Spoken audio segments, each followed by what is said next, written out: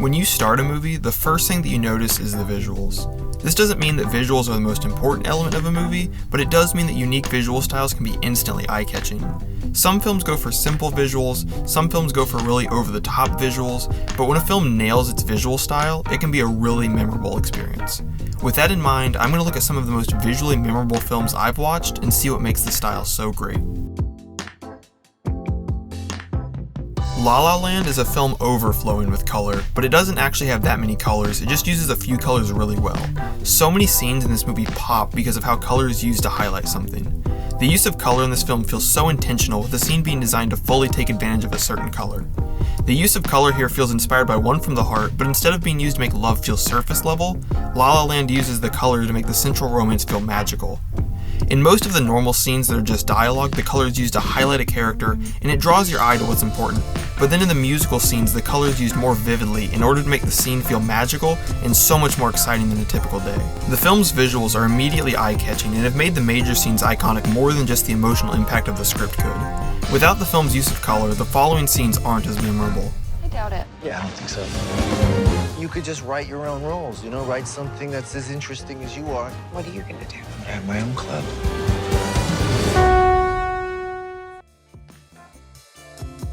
On the other end of the spectrum, Sin City excels in the way that it doesn't use color. The film is primarily black and white to mimic the gritty, noir look of Frank Miller's original comic series, and it'll occasionally use color to highlight something like blood or clothing. I think this is really genius because the black and white coloring looks great on its own, with the colored items being great at breaking up the scene and drawing your eye, but it also shows a dedication to recreating the unique style of Frank Miller's art for Sin City. Behind the scenes, to further recreate Frank Miller's art style, certain items would have neon tape so that when the colors were converted to black and white, wherever the tape was would be a brighter white than just a normal white object, allowing for more contrast between the dark and the light. In addition, much of the film was shot against green screen so that backgrounds could be digitally created that matched the art style of Sin City. The use of these digital backgrounds makes for a really unique visual style that makes shots look like they're straight out of a comic panel, rather than simply being a black and white live-action recreation of the panels. Overall, the Sin City style is intentionally incredibly unique and makes it stand out against other black and white films as well as other comic book films. Some films mimic their source material with actors, but Sin City truly recreates it for film.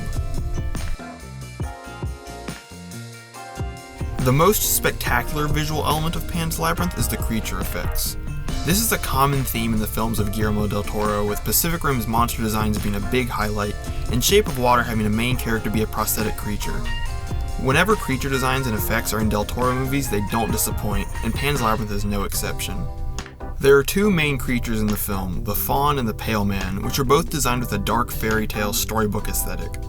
The Faun is so interesting to look at because it's a real practical suit being piloted by a person, so to see this fantastical creature really on set interacting with things and characters is super cool to see, especially compared to modern films using a lot of computer-generated creatures. The Faun is an important character in the story, so to have it physically exist makes the story so much more impactful because you can tell that the main character is really interacting with the Faun, which makes the connection feel more real.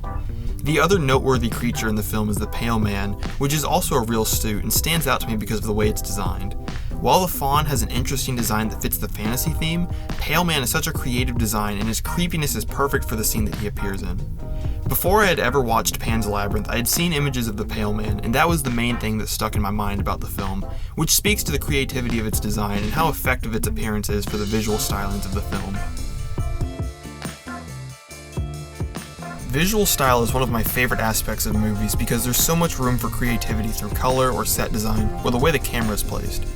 Even though other aspects of movies can be great, the visual style sticks out immediately and can define the whole feel of a film. With that being said, there are tons of films with great visuals that I didn't mention, so comment the film you think is the most beautiful and subscribe for more weekly film breakdowns.